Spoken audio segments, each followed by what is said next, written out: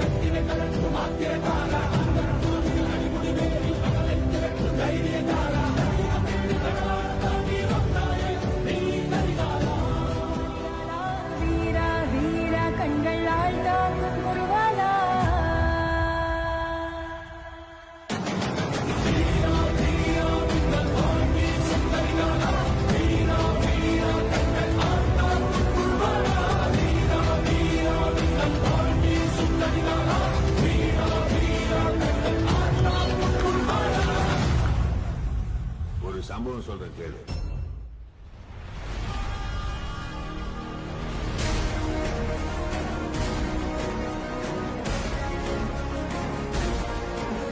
யுத்தத்துல யாரு முதல்ல அடிக்கிறாங்கிறது கணக்கில்ல.